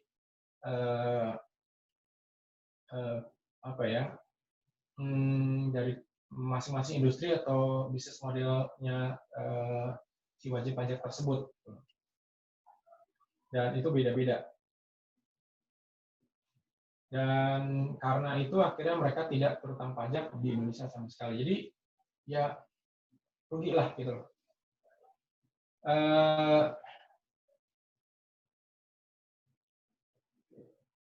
Nah, ini saya pernah baca satu buku dan report yang menyatakan bahwa untuk perusahaan digital itu sebenarnya laporan keuangan itu nggak ada gunanya. Kenapa? Karena laporan keuangan itu sangat terbatas, terutama untuk hal-hal yang tangible. Tapi bagaimana kita bisa menilai satu perusahaan yang rugi, tapi dengan usernya 1 juta, itu dia kalau dievaluasi harganya minimal ratusan miliar. Jadi hal itu nggak mungkin. Contohnya dan contoh lain, bagaimana kita bisa menjelaskan bahwa menurut aturan pajak yang ada sekarang bahwa perusahaan digital yang melakukan transaksi dengan induk usahanya atau transaksi bunga istimewa itu dan mereka rugi, itu sebenarnya sesuatu yang wajar. Jadi secara akuntansi, arm's principle itu sukar diterapkan karena mereka ada keterbatasan laporan atau informasi keuangan berdasar akuntansi. Jadi beberapa pendapat mengatakan untuk perusahaan digital, arm's length principle itu sebenarnya tidak dapat digunakan dan harus diganti dengan metode baru. Begitu juga untuk permanent establishment, di mana pendekatan yang lama adalah pajak dikenakan di mana proses produksi itu dilakukan. Sedangkan sekarang produksi kalau dulu karena harus dilakukan secara fisik, tapi kalau sekarang produksi dilakukan di negara sumber tanpa perlu kehadiran fisik. Jadi pendekatannya seharusnya yang dilakukan adalah di mana pajak dikenakan di mana sumber penghasilan tersebut berada gitu loh. Dan pajak transaksi elektronik tentunya melihat hal tersebut juga di mana ada significant economic presence. Ini juga salah satu hal yang dibahas oleh OECD di dalam laporannya, di mana significant economic presence ini dipakai untuk menentukan apakah satu perusahaan digital tersebut dapat terutang penghasilan di satu negara dan atau tidak gitu loh. Dan unified approach ini pada dasarnya tidak lagi melihat satu transaksi kemudian termasuk transaksi hubungan istimewa tidak lagi didasarkan berdasarkan unflanked principle. Kalau unflanked principle dilihat di mana salah satunya apakah hal tersebut wajar, kemudian pengenaan penghasilan dilihat dari fungsi, aset, dan risiko, dan lain-lain. Dan kemudian juga apakah perusahaan tersebut sebenarnya untung, baru kemudian dia bayar penghasilan, pajak penghasilan, dan itu membedakan antara pajak menurut P3B dan pajak transaksi elektronik. Tentunya mungkin ada yang bisa diperdebatkan untuk unified approach, di mana misalnya mereka penghasilan tidak lagi dilihat, bisa jadi nanti tidak akan dikenakan berdasarkan laba, tapi didasarkan atas penghasilan. Jadi mungkin kalau sekarang itu kayak metode PPh final, kalau di yang peraturan yang berlaku sekarang. Nah ini ya salah satu yang pertama yang kemarin seperti protes oleh negara paman Sam, yaitu Prancis. Dan ternyata kalau kita lihat di beda negara, itu beda tax base-nya, dan rate-nya juga beda. Tapi Prancis salah satu yang pertama dan termasuk yang berani, karena jumlah tarif pajaknya 3%, sudah langsung diprotes keras oleh Amerika. Mungkin salah satunya yang dasarnya dipakai adalah trade of right. Kemudian mereka juga bisa berpendapat bahwa ini adalah discrimination, jadi melanggar P3B. Tapi ternyata langkah Prancis ditiru oleh berbagai negara yang sudah menerapkannya bahkan sejak awal 2020. Ini kalau saya lihat penerapannya di Inggris, malah mereka lebih luas ya, karena dari sosial media, kemudian search engine, online marketplace, dan lain-lain dengan jumlah sebesar 2%. Jadi bisa dibilang seperti PPh final ya. Salah satu kerugiannya tentunya sama seperti PPh final yang menjadi concern banyak orang, ialah perusahaan yang rugi itu tetap bisa dikenakan pajak layanan digital atau digital service tax. Italia itu 3%, dan definisinya beda lagi. Di sini kata-katanya jelas gross revenue, jadi bukan net ya, tapi gross. Jadi bisa dibilang sama seperti PPh final yang berlaku di Indonesia sekarang ini. Jadi gross revenue dikenakan atas gross revenue, dikenakan atas digital interface, dan lain-lain, dan itu mulai 1 Januari 2020. Saya masih penasaran nih, nanti kalau peraturan pendukungnya, baik PP ataupun PMK ataupun PER DJP ini nanti keluar, nanti kira-kira seperti apa? Apakah akan mengacu mirip seperti definisi yang ada di luar negeri, atau mungkin kita membuat definisi tersendiri, dan persentase berapa, dan apakah berlakunya ke depan atau berlaku surut? Oke, ini saya akan membahas, yang bagian ini saya akan membahas tentang perkembangan penerapan pajak transaksi elektronik yang tentunya nanti bisa saya katakan akan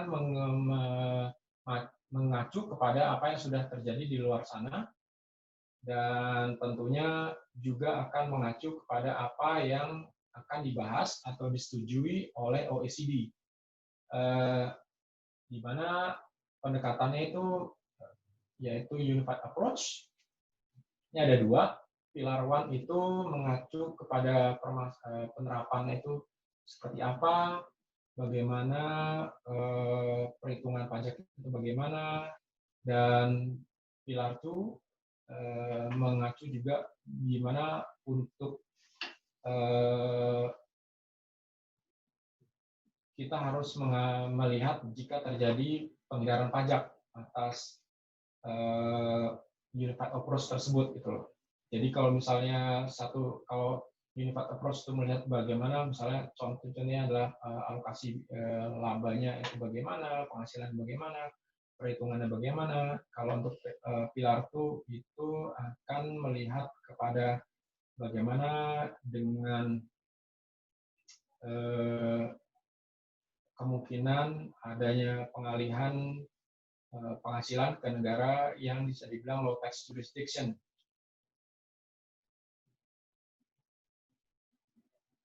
Untuk pilar 1 tersendiri ini ada di sini jelas, bahkan ada yang mengatakan bahwa unclaimed principle pada dasarnya nanti akan berakhir. Saya nggak tahu apakah ini akan diterapkan nanti bagaimana, tapi beberapa pihak sudah mengatakan bahwa unclaimed principle ini pada akhirnya nanti akan berakhir, terutama khususnya untuk perusahaan digital.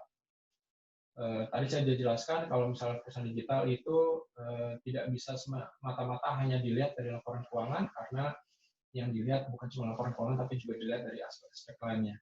Bagaimana juga alokasi labanya, profit allocation. Misalnya jika perhitungan akuntansinya, pembukuannya antara satu negara dengan lain itu beda, dan bagaimana kita bisa mengecek atas perhitungan tersebut karena perhitungannya berasal dari negara lain. Administrasi pelaporannya juga bagaimana, dan kemudian nexus-nexusnya. Jadi kita menentukan bahwa suatu perusahaan digital multinasional itu dapat berutang pajak atas digital tax di negara berdasarkan kriteria tertentu. Kalau tadi di Indonesia berdasarkan penghasilan, bahkan traffic dan lain-lain, laporan konsolidasi dari perusahaan tersebut sampai laporan dari penghasilan di satu negara. Menarik ya, kalau di Indonesia ada istilahnya nama ekualisasi. Jadi kalau dasar pengenaan pajak itu dapat dipersamakan dengan dasar perhitungan penghasilan kena pajak, dalam artian untuk PPH. Jadi PPH dan PPN harus sama. Nah, ini untuk pilar 2 ini dilihat juga tentang penghindaran pajak, kemudian tarif pajak minimum, compliance, dan accounting issue. Sebagai contoh, perhitungan akuntansi di satu negara dengan negara lain itu tidak sama. Bahkan saya sendiri pernah melihat DJP itu pada saat memeriksa, misalnya contohnya untuk kantor perwakilan yang menjadi BUT di Indonesia, DJP itu minta rincian dari laporan keuangan yang sudah disahkan dari perusahaan induk sana. Jadi ternyata ada sedikit perbedaan perhitungan untuk masalah DJP dengan pihak wajib pajak di luar sana. Jadi cara pandang DJP dengan cara pandang pihak lainnya itu belum tentu sama, dan ini dapat menjadi masalah yang muncul jika kita akan menerapkan digital service tax tersebut. Dan targetnya sebenarnya akhir 2020 hasil akhirnya akan keluar, walaupun kita belum tahu seperti apa. Kalau saya katakan bahwa DJP tentunya akan mengikuti finalisasi dari laporan ini, dan kalau mereka membuat laporan hasilnya, saya bisa katakan bahwa DJP akan sebagian besar mengikuti apa yang disepakati oleh OECD. Oke, ini kita masih ada waktu 20 menit. Saya sepertinya nggak lewat ya, karena masih ada waktu untuk tanya jawab. Oke, Widya gimana? Mau kita sesi diskusi? Boleh langsung Pak, ini sudah ada beberapa pertanyaan. Ya, makanya kita masih ada 20 menit. Pertama dari Adrian Syahsetian, saya bacakan ya Pak. Ya. Banyak jasa digital, Netflix, Spotify yang digunakan oleh masyarakat kita. Pada saat pendaftaran atau langganan, mereka menggunakan VPN dan caca virtual agar bisa mendapatkan biaya langganan lebih murah. Layanan antar negara dan harganya berbeda-beda. Jika seperti itu, asal pembeli atau pengguna jasa akan susah ditentukan, dan pemungutan VAT atau GST terhadap jasa tersebut juga akan sulit, dan begitu juga dengan pajak penghasilan. Menurut Bapak Andreas, bagaimana tanggapan untuk mengantisipasi hal tersebut, Pak? Caca virtual, Pak. Oke, satu dulu ya. Oke, kalau berdasarkan prakteknya bisa dilihat dari IP address, alamat billing, kemudian dilihat alamat penagihan, kecuali kalau dia mungkin pakai VPN ya. Tapi sebenarnya kalau dilihat dari billing itu bisa kelihatan penagihannya dia ada di mana. Untuk cukup menarik juga dalam prakteknya ternyata banyak perusahaan itu nggak punya kartu kredit atas nama perusahaan. Jadi biasanya yang terjadi perusahaan itu pakai kartu kredit karyawannya, kemudian reimburse sama kantor. Saya pernah melihat ada satu perusahaan digital itu bahkan sampai ratusan juta, karena dia sebagai agen untuk iklan digital, sehingga dia pakai kartu kredit atas nama salah satu pimpinan perusahaan dan kemudian di reimburse setiap bulan. Sebenarnya cukup jadi pertanyaan karena bisa jadi resiko ya, tax risk ya bagi si pemegang kartu kredit. Tapi itu juga jadi pertanyaan gitu loh, karena yang bayarkan itu seakan-akan atas nama orang pribadi padahal dipakai untuk perusahaan. Tapi menurut saya kalau masalah penentuannya itu bisa lihat dari billing sampai IP address, itu bisa dipakai sebagai acuan. Ini ada satu lagi pertanyaan terkait digital payment juga, Pak. Dari Torganda Situhang, beliau menanyakan bagaimana kalau pembayaran dilakukan menggunakan kartu kredit yang diterbitkan oleh Bank di luar Indonesia. Kalau tadi kan by VPN, kalau ini by CC yang diterbitkan oleh bank di luar negeri. Apakah ini dapat dikatakan sebagai celah hukum dari aturan yang ada sekarang? Dan bagaimana pendapat Bapak untuk menghadapi adanya solusi upaya pembayaran pajak? Oke, kalau berdasarkan aturannya, termasuk yang nggak cuma di Indonesia tapi di luar negeri ya, istilahnya burden of proof, beban pembuktian itu ada di pemungut PPN, dalam artian perusahaan digital asing tersebut. Ini jadi pertanyaan banyak pihak juga, apakah ada sanksi jika mereka tidak menerapkan itu secara benar. Nah itu sampai sekarang udah perdebatan apa sih sanksi hukumnya gitu. Kalau mereka tidak menerapkan itu secara benar, saya belum tahu karena pasal-pasalnya tidak menjelaskan sanksi secara gamblang ya. Tapi itu jadi pertanyaan di kalangan berbagai pihak bagaimana. Cuma kalau yang bisa saya katakan sekarang adalah burden of proof, beban pembuktian itu ada pada si perusahaan digital tersebut. Ya, terima kasih Pak. Kali ini menanyakan terkait tax treaty Pak. Apakah perlakuan dari Bapak Bagus Panca Putra Jaja, apakah perlakuan tax treaty telah ada untuk seluruh negara yang memiliki hubungan diplomatik dengan Indonesia, dan apakah bisa dijamin menguntungkan posisi pemerintah Indonesia?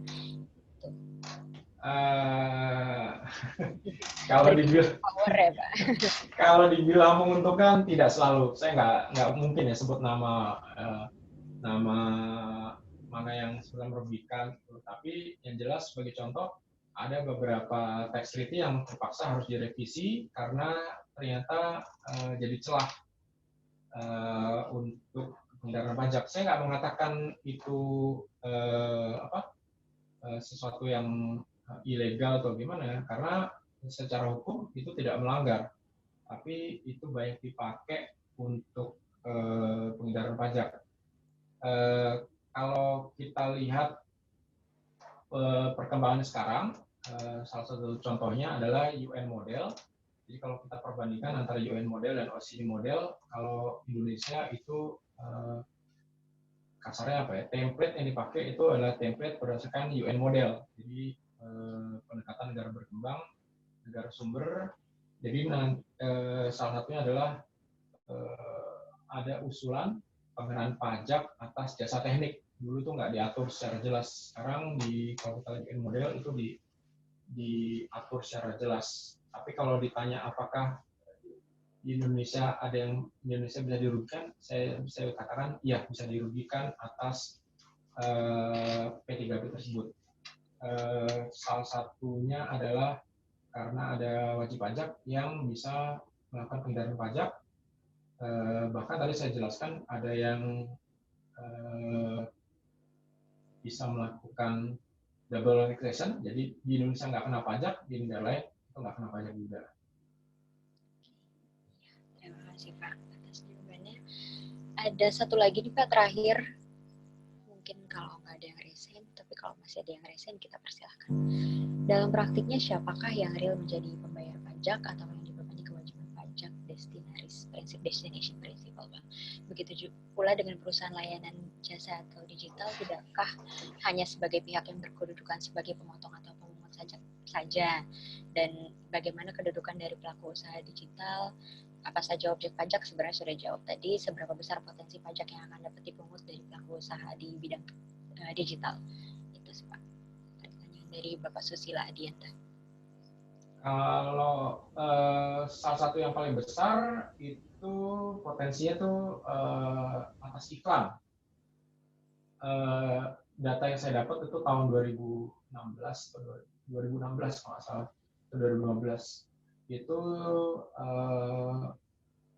potensi pendapatan iklan digital itu di atas 10 triliun dalam setahun, dan 70-80% itu dikuasai oleh asing. Sehingga kalau kita lihat potensinya ya tinggal kasih kasarnya tinggal kasih kali 10% aja gitu.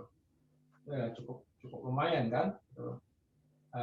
Di luar atas penghasilannya. Kalau sekarang ya mungkin seperti pajak transaksi elektronik itu bisa dijadikan potensi yang cukup besar. Dan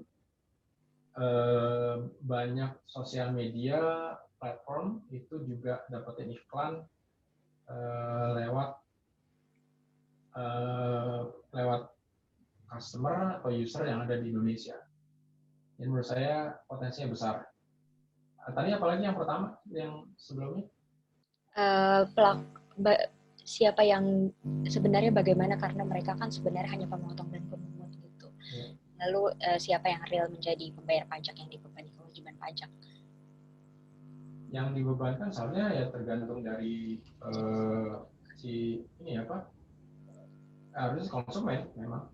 Tapi sebenarnya itu juga tergantung dari syarat dan ketentuan kan, apakah yang kita bayar sudah termasuk PPN atau tidak gitu loh. Dan pengalaman saya biasanya konsumen itu terkadang dalam posisi yang lemah, apalagi jika syarat ketentuannya mengatakan ini net of tax, dalam artinya mereka nggak peduli itu bayarannya gimana, yang penting mereka bisa segitu. Kalau tadi saya jelaskan, kalau kasusnya tuh si wajib pajaknya tuh badan usaha, dia juga harus mungut PPh pasal 26 sebesar 20% karena SKD nggak ada gitu.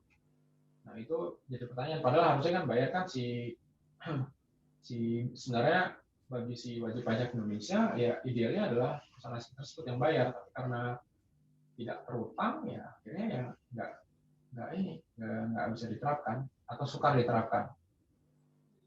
Lagi harus mengurus form digital. Ya, form digital. Dan pengalaman saya biasa DJP kalau nggak ada atau terlambat itu bisa ditolak. Jadi tax treaty benefits-nya yang 0% atau nggak ada kenakan pajak di Indonesia itu nggak bisa dipakai. Jadi ya pilihannya kan 0% atau 20% kan, ya udah dipakai 20%. Walaupun dalam banyak kasus kalau dibawa ke banding ke pengadilan pajak ya wajib pajak bisa menang, hampir selalu menang. Tapi ya proses untuk mendapatkan kemenangan itu tentunya kan nggak gampang. Dan compare dengan negara lain, setahu saya untuk pengajuan COD-nya tidak seribet di Digit One, seperti Digit.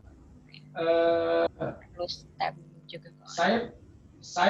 Tapi saya pernah menemukan negara lain yang sertifikat domisalnya lebih rumit daripada Indonesia. Itu ada di Inggris, mereka punya sertifikat domisal itu lebih dari 10 jenis, tergantung dari negara mana. Jadi ada sertifikat domisal untuk khusus untuk misalnya Belanda, ada yang khusus untuk Swiss, dan dibedakan lagi untuk perusahaan investasi, perusahaan holding company, dan lain-lain. Tentunya kalau di Indonesia masih penting karena cuma satu. Dan walaupun saya ada lihat ada kemajuan karena sekarang ada ISKD. Kalau dulu kan repot kan harus bawa hard copy, sekarang bisa dikirimkan lewat elektronik. Terima kasih Pak. Saya kira sudah cukup, tidak ada pertanyaan lagi dan belum ada juga yang raise hand. Terima kasih banyak Pak Andreas atas waktunya dan telah mau datang dan hadir untuk memberikan penjelasan kepada kami semua. Sedikit saya rangkumkan dari bahasan Bapak di sesi kali ini.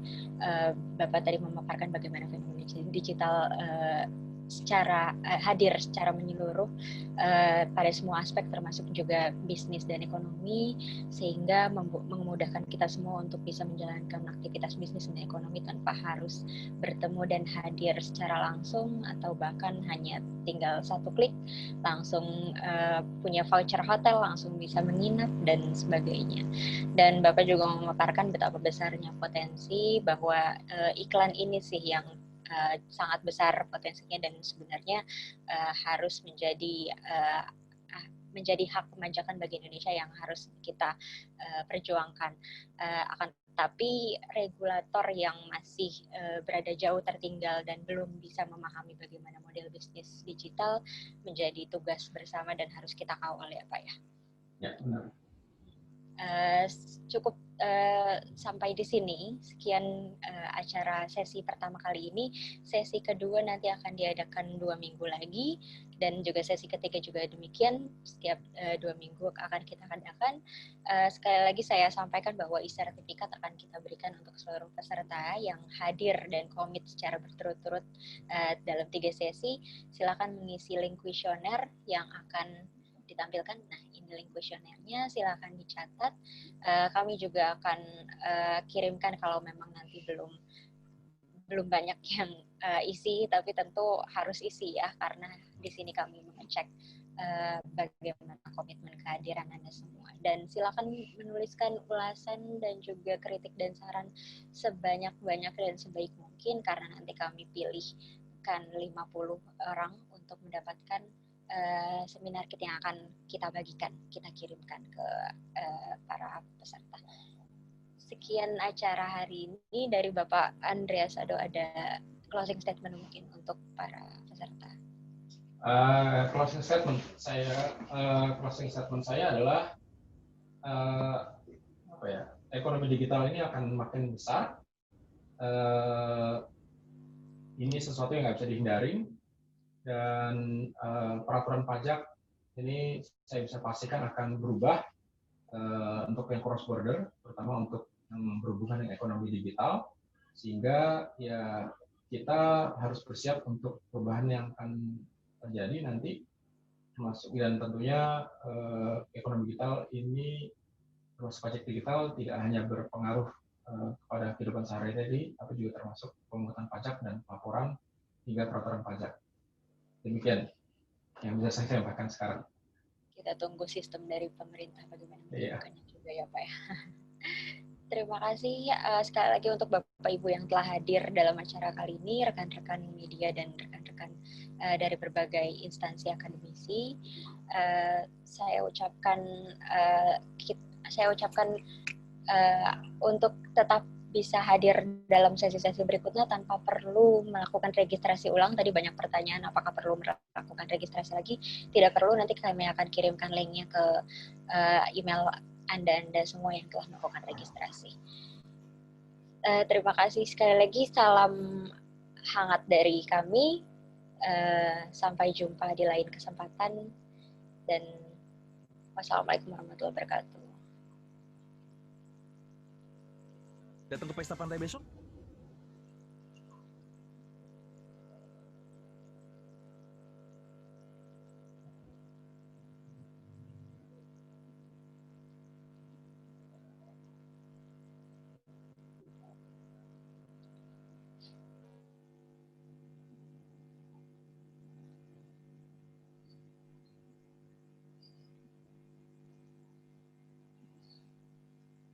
Mungkin admin bisa menutup langsung.